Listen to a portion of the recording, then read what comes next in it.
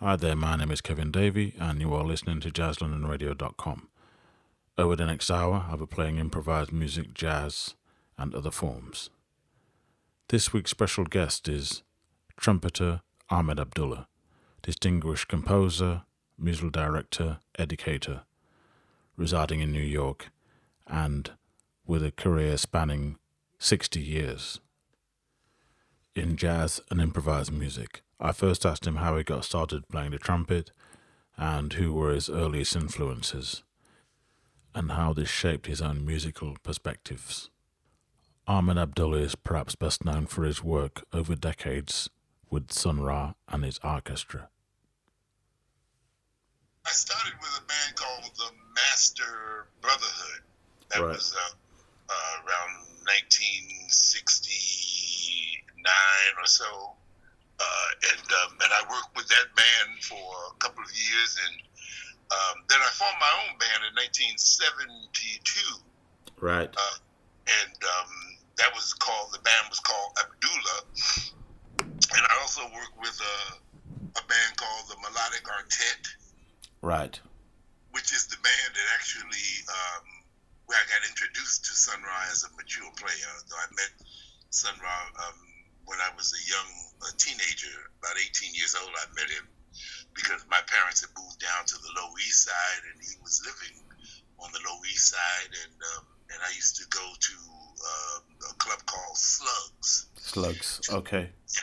Yeah, he was playing there on Monday nights from about 1966 or so, 66 until maybe 1972. Right. And I used to, because my parents lived about 5 blocks away, I used to frequent Slugs and hear the band there, and I was very, very intoxicated by that music that Sun Ra was playing at the time. Yeah. So much so that I bought a recording of his that I thought was an example of the music they were playing at the time, only to take it home and find out it was recorded 10 years before that. Right. Right. The song, the recording was called "We Traveled the Spaceways." Yes. And it was done in 1956, but this was 1966 when I bought it, and I was ready to return it because it didn't really satisfy what I was hearing live. Sun Ra reprimanded me in a very, very monosyllabic way. Just said, it's in there, Yeah. Everything you hear is in there, and and I had to go back home and listen to it, and I did come to that conclusion myself that some of the great things he was doing harmonically and melodically, and rhythmically was all in there, but it was just done in a different kind of way.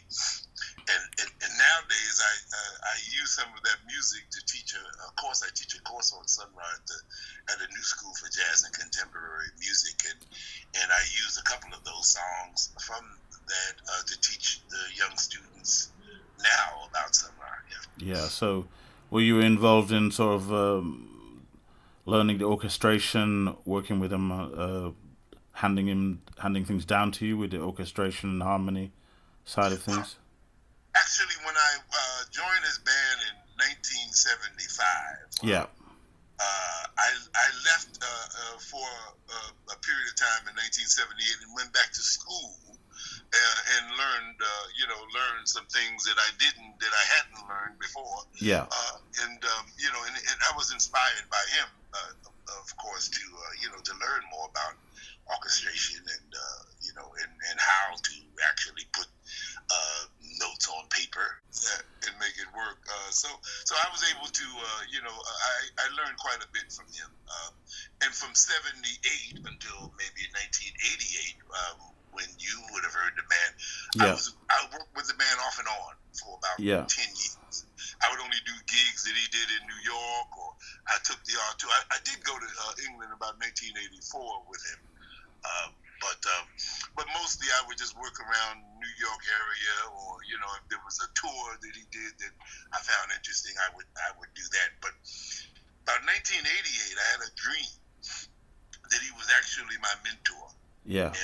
and I needed to go back to work with him on a full-time basis. And it didn't make any sense because I had just released my fourth recording on a Silk Card label, and I was really getting some work on my own. But the dream told me, and I very rarely remember dreams. The dream told me that I needed to go back with him and learn all I could from him. So Yes. That's what you heard. I then asked him a little bit about the Sun Ra Orchestra repertoire, tunes such as A Call for All Demons, which I'm a fan of. Call for All Demons. I don't know whether there's so many things that he did. Yeah. I think there were live recordings that I can't keep up with all of them. I counted about at least 25 that I'm on, but I don't really know all. I know the ones that we did in the studio. Mayan Temples, for instance, was done during that period of time in 1990. Yes. It was done in Milan, in a studio in Milan, and Michael Ray and I, in fact, made sure that it was mixed perfectly. Yes. And, we stayed at the studio after everybody else had left and worked on the mixing of it. And I think it's one of his best recordings from that period. It's a real representation of what the band sounded like in that period of time. Yeah. So I then asked Ahmed Abdullah to speak a little bit about his inspirations behind some of the song titles on his new album, entitled Diaspora Meets Afrohorn, a music of the spirit out of Sistas Place. Well, it was partially Sun Ra, and it was partially another man named Ra, whose classes I had attended, classes on spiritual culture that I went to during that period of time, and it really did kind of elucidate some of the things and make clear some of the things that Sun Ra was talking about. Yes. And I got a better understanding of spiritual culture in general in attending those classes. They were he very much like Sun Ra was searching into the Kemetic knowledge that came out of Egypt, and he tied a lot of different things together. Are you talking about Ra Nefer Amen the First? This guy. People would call him Brother Ra, and now and they call him Rogelio. He wrote quite a few books. Did he write the Metu Netta? Is it him? Yes. Well, if it's him, then I met him. I went to one of his talks in Manchester. Very small man. Yes, that's right. Yes. He had a mesmerizing way of speaking, and he wrote the Metu Netta 1 and 2, and he had followers everywhere. I was reading some of the books and tapping into some of these things myself. Yes. Yeah. Right. So I attended his classes for quite a few years. The woman who is the mother of my twin sons actually was going to the class first, and then I followed her into the classes, and I was really amazed by the stuff that he taught, the lectures he gave them on Friday nights up in Harlem, and I would go and just was fascinated by all of it. So that became some of the reason that I used terms like eternal spiraling spirit. Yes. Which I have actually recorded again. I never recorded it until this particular recording came out. I hadn't recorded it again since then, although I've been playing it. And in this recording that we have now, we are using the poem that Luis Reyes Rivera wrote, a place I've never been, talking about the assassination of Malcolm X. Yes. I put the Eternal Spiraling Spirit together in one place, and Luis Reyes Rivera was working on that poem in another place, and we came together, and it was magic. So this recording is a way of trying to honor Luis also because of that collaboration, that collaborative energy that we had in yes. putting that. Yeah. And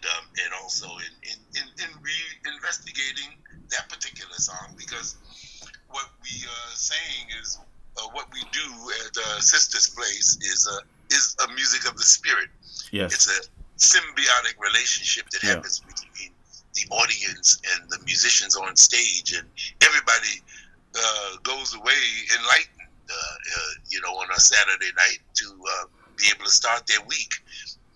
That's one of the reasons I'm late. Was late calling you, because we had such a wonderful time last night.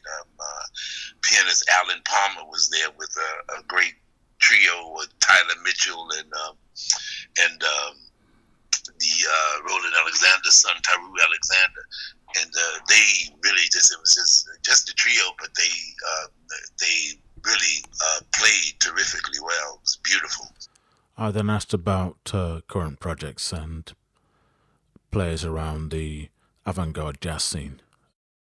I'm a trumpet player also, so yeah, I'm a Sun Ra fan basically, and who blows the freeway. I like that way. So I was impressed with the fact that a couple of people you have listened to, Don Cherry and Hannibal and Lester Bowie. That's those right. Are yeah. people I list as my as inspiration to me as well. Hannibal, during the 80s, just before I went back with Sun Ra, in fact, I was driving a cab and one night, and Hannibal was playing at Sweet Basil, is a club on 7th Avenue in the Village, and I stopped in to hear him. Cecil Taylor happened to be in the audience as well, and I stopped to hear him, and he came over to me, and he said, "Man, I want you to play." And I said, "But I don't have a trumpet." He took his trumpet, he gave it to me, he said, "Play, man." Hannibal asks you to play, what are you going to do, right? Yeah. So I got up and I played his trumpet, man, and it was beautiful. Cecil was like, "Man, you really played his trumpet, huh?" Yeah, there's a brotherhood anyway I see in this this music. Yes, I do see I see that brotherhood of trumpet players and the music in general. Yes, that's right. I do see that in America more than anywhere else, because would you like to expand on this, the American connection to this music? Well, it is, I would say it's an African connection more than an American connection. I mean, we happen to be Africans born in America, and I think that's what comes through. Yeah. Because of what we have had to deal with here. Yes. It's given us a sense of brotherhood. And you tend to know if somebody is working at the craft, as you have to work at it in order to be able to, a credible, solo, there is respect for that. Yes. And an understanding of what you've gone through, and the way we've been trained here is to understand that ties back to our feeling of emancipation, a feeling of freedom.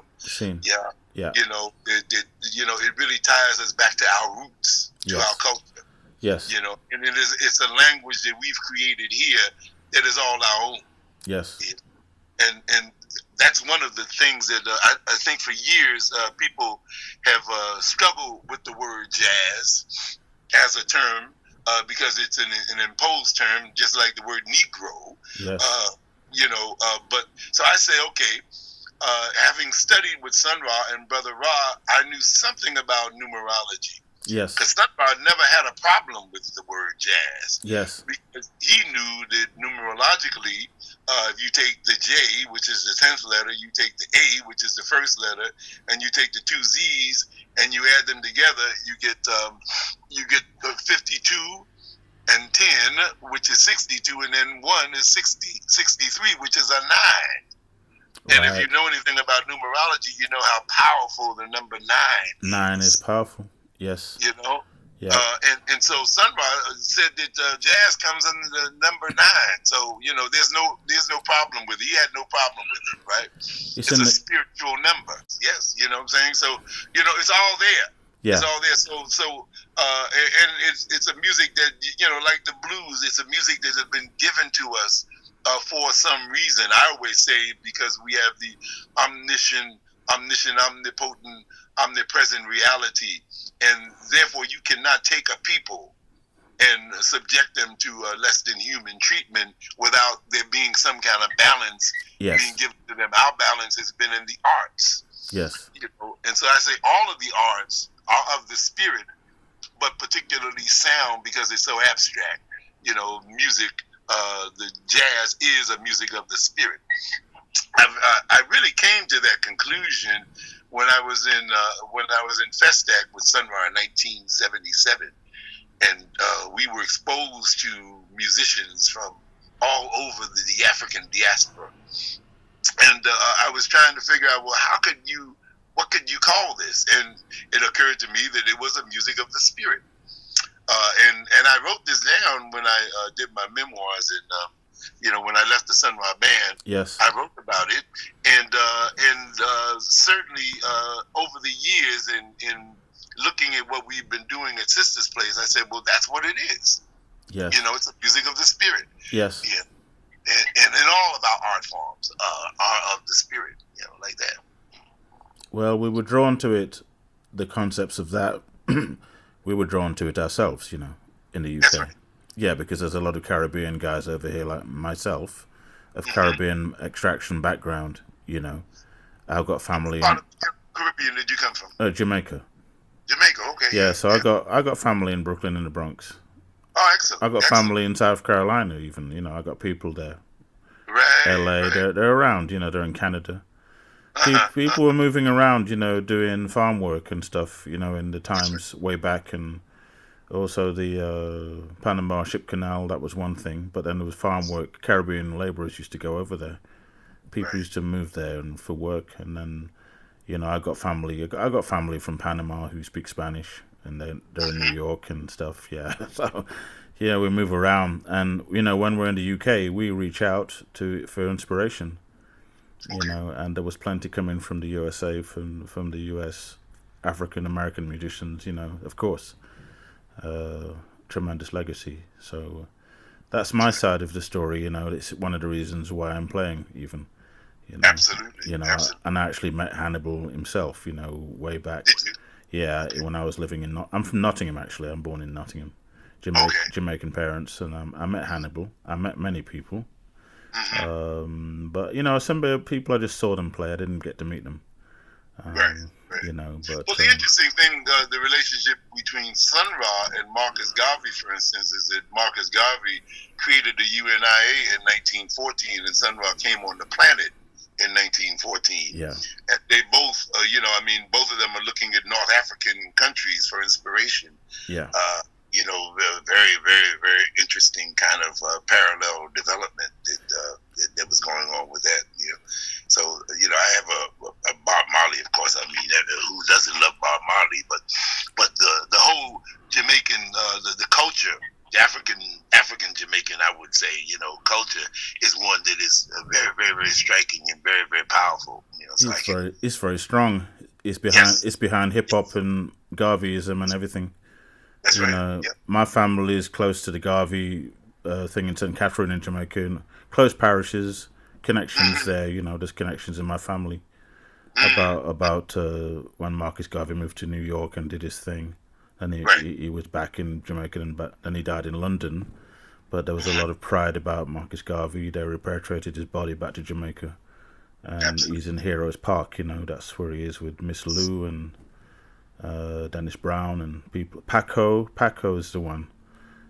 He's the artist in Jamaica that is a spiritualist and an artist and a minister. He was. Very interesting person to look up. But anyway, these are the things we explore, and I like the language on trumpet that you're doing. Just a different way of expressing the full range of the instrument. I hope so. That's what we strive for. We strive to put our thumbprint on our sound. Yeah, that it should be a recognizable thing, just like your handwriting. Yeah. I'm glad to see you're getting the recognition like Wadado, Leo Smith, and Hannibal, and whoever is playing this styles of music. Any advice to the young musicians out there who are reaching out to you? Well, I always say that, you got to struggle to find out who you are, what it is that you are supposed to be doing. What is your mission here?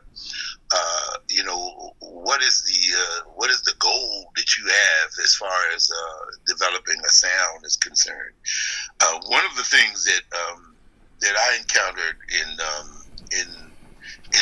being who I am now as a music educator and a trumpet player is I was very, very influenced by G.G. Grice, who in about 1960 he left the music and he went back to school and he got his master's degree but he never went back to playing again.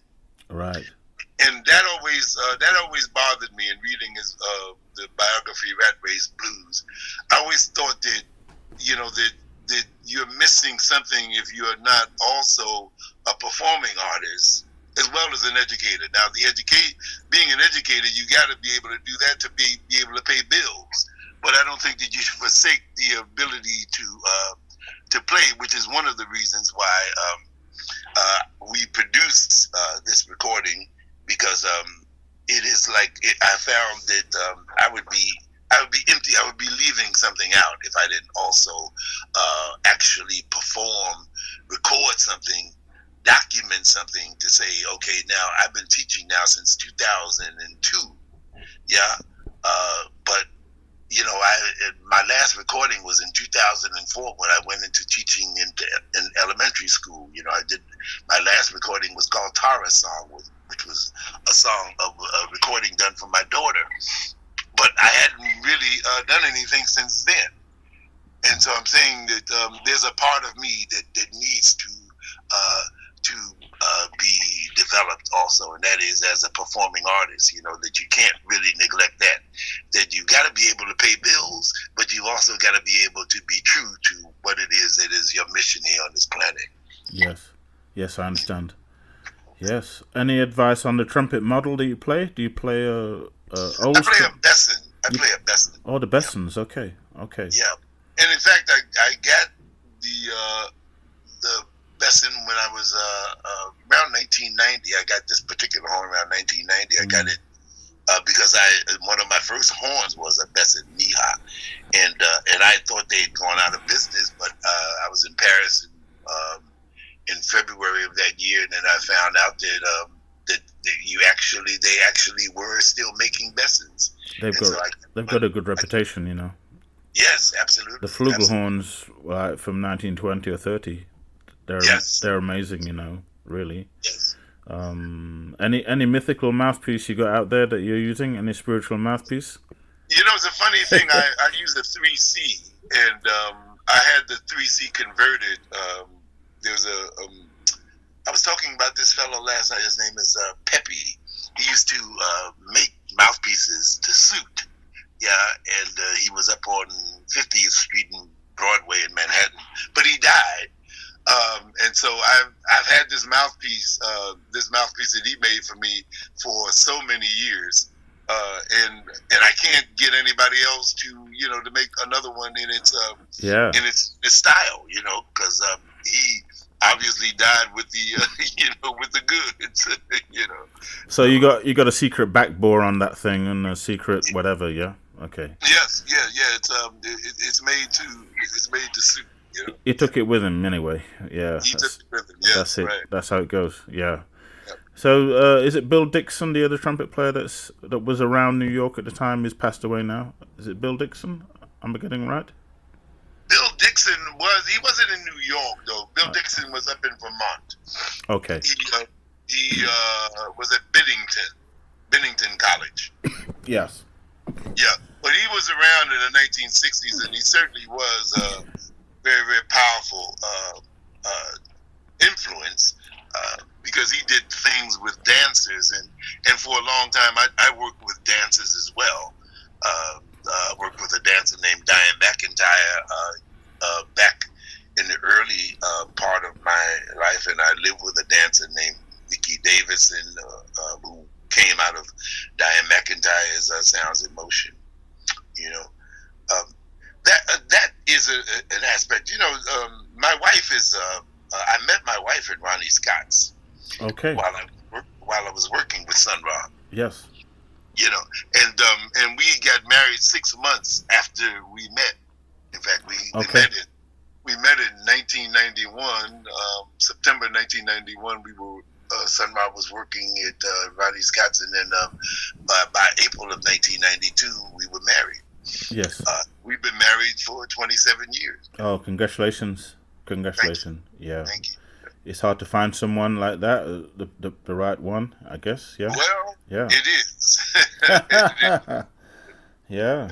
So so great talking to you. I feel like I'm just scratching the surface. I think you're a man who's done a lot. You've got a broad range of things. Dance, art, music, literature. You're a reader. You've written. You're an expansive person. I try to be. I think you're open, and you're sharing things with people. So I think sorry. There's a trumpet player though who recently died. He lived in London. His name is Beckles. Harry Beckett. Harry Beckett. Well, Harry Beckett was our version of the free trumpet players in America and beyond. Right. He was a genius trumpet player here.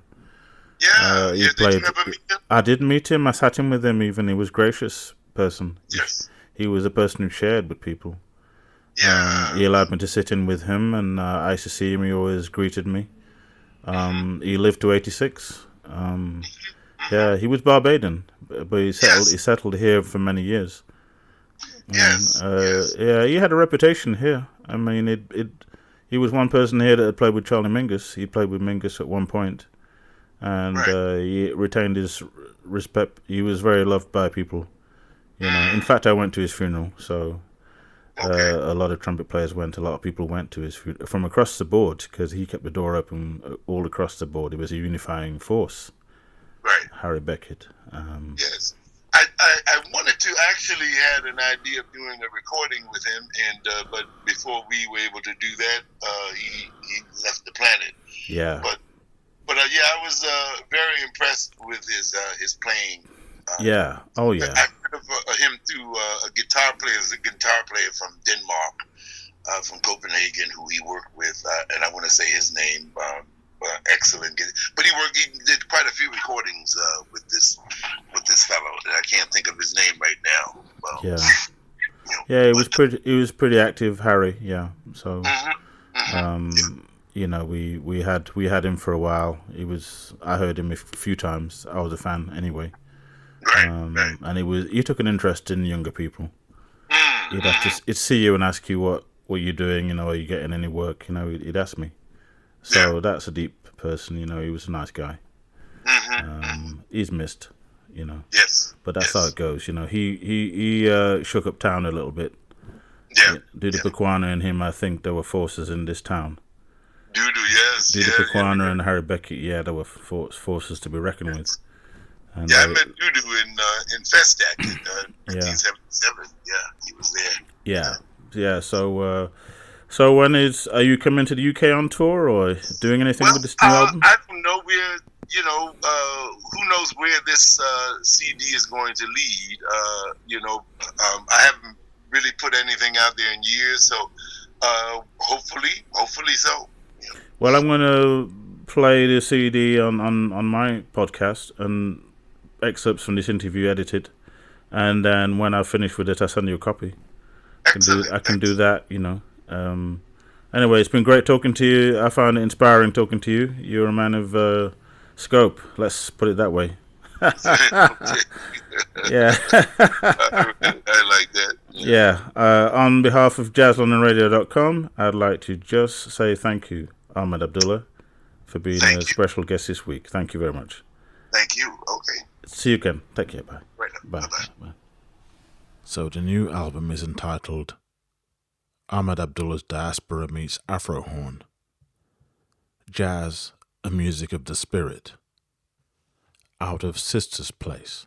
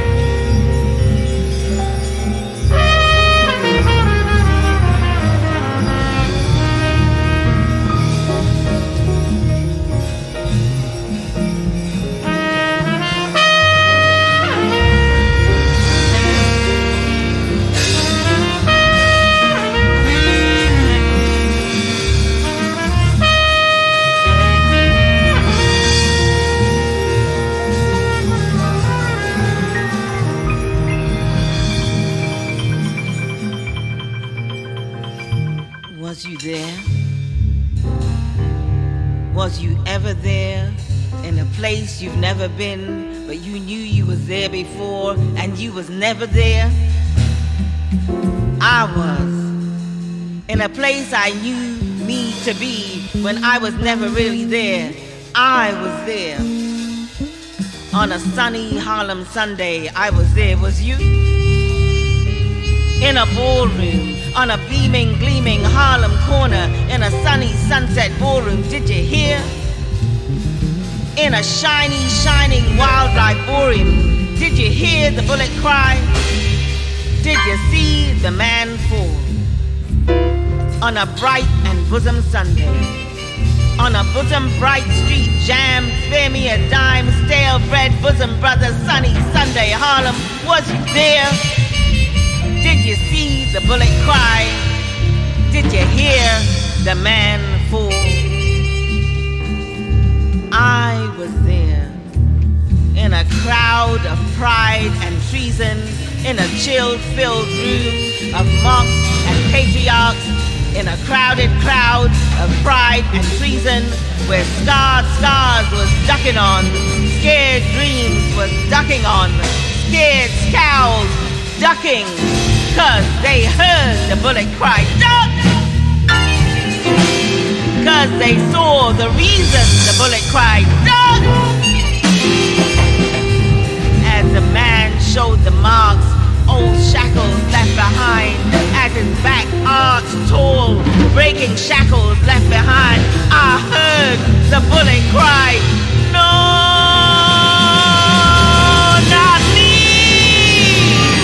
I saw the man fall in a place I never was, where I must have been before. I saw the man fall. Did you? Did you ever try to be where you never could have been, yet somehow you had to be here? On the 21st of the second month, in a double aisle, room type, dancing, jumping, bawling floor, did you hear the gush of puddles gushing from the podium bench? Did you see the barrel stock kicking back a shotgun swing? Did you hear the pellets fly? Did you see the knowledge flow? Did you hear his woman's feet? Did you hear his woman? Did you hear his woman's feet? Did you hear his woman climbing over and up, over and up, over and over, face down, rows of turned down faces? Did you hear his woman's bleat? That's my husband! That's my husband! Was you there? Did you go? Did you go to hear a poem in his every word? Did you go to hear a poem in his every word? Did you hear a poem? Was you there? Did you feed the hollow calves of starving eardrums? Did you feed the hollow grave of eardrums starving? Did you go to hear his song? Did you hear him sing? I was there, in a place I could never be. I saw the bullets, tears, tearing. I was there, in a place I could never be. I heard the bullets, tears, tearing.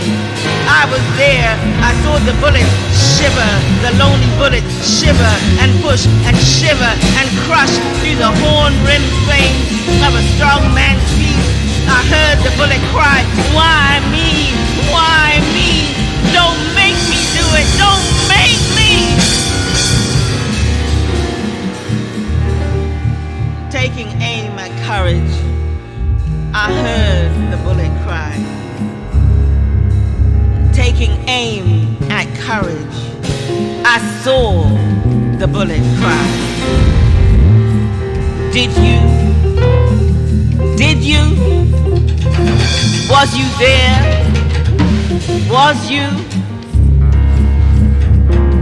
Was you turning over chair tables, finding no room for cover space? Was you turning over chairs, poles, finding no room? Was you turning over chairs while the man was falling and the bullet begging and the man was falling and the bullet limping and the man was falling and the bullet breaking and the bullet breaking?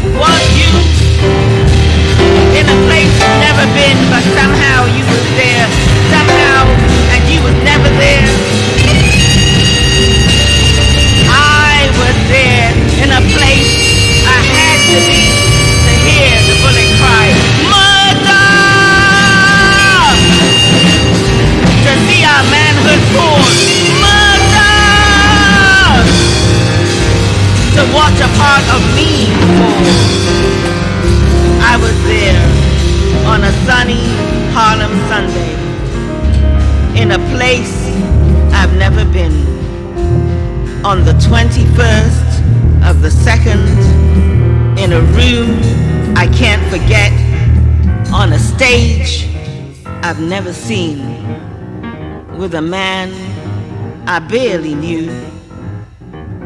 I saw the bullet cry. I heard the man fall.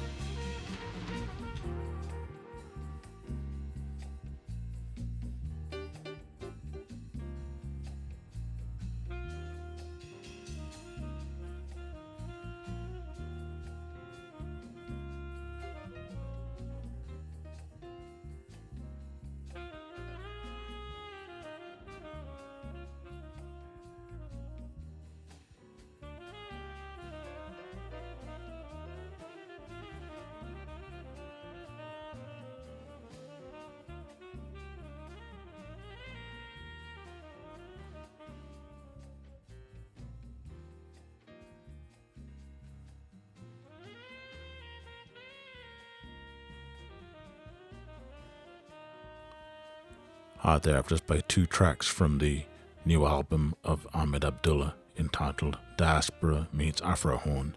The first of the tracks was entitled Ascent, and the second was entitled Eternal Spiraling Spirit. I'd like to end the show this week with one more track from the same album, entitled Love in Outer Space. Thanks for listening. My name is Kevin Davy, and you are listening to JazzLondonRadio.com.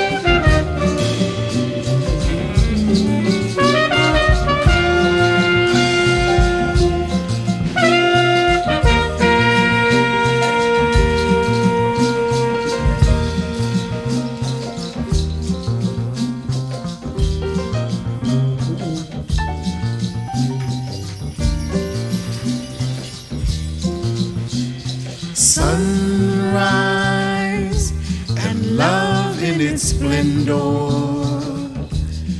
reaches out to a lover like me again. Sunrise and love, love, love, everlasting.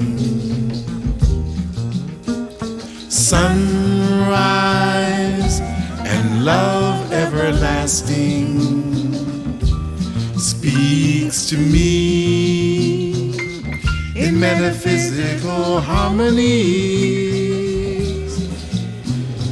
We move to celestial rhythms rare, upward and outward to delight in the mystery. Sunrise and love for the world to see. Sunrise in outer space, love for every face.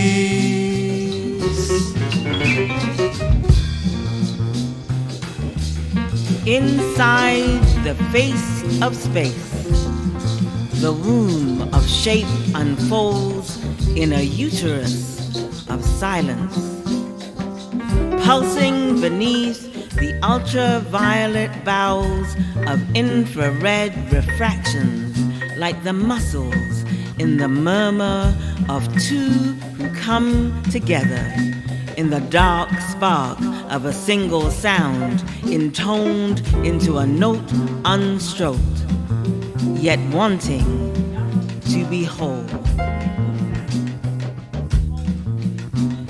Inside the womb of night, two lone chords echoing amid the thrash and thrust of a glowing sound, growing with pulsive passion, aching to be heard. A vibrant push, a paining joy, a throb, thriving, striving will to do, nurtured now by the light of night in the rise and reach and range and form of love in outer space.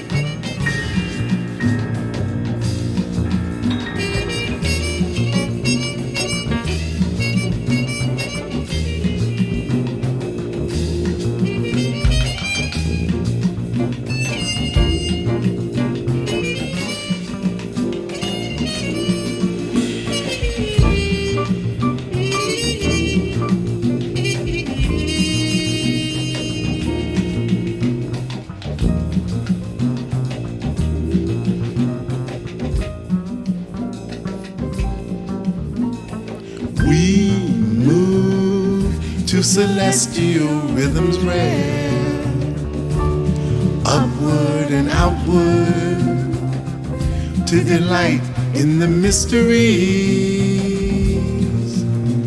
Sunrise and love for the world to see. Sunrise in outer space, love for every face.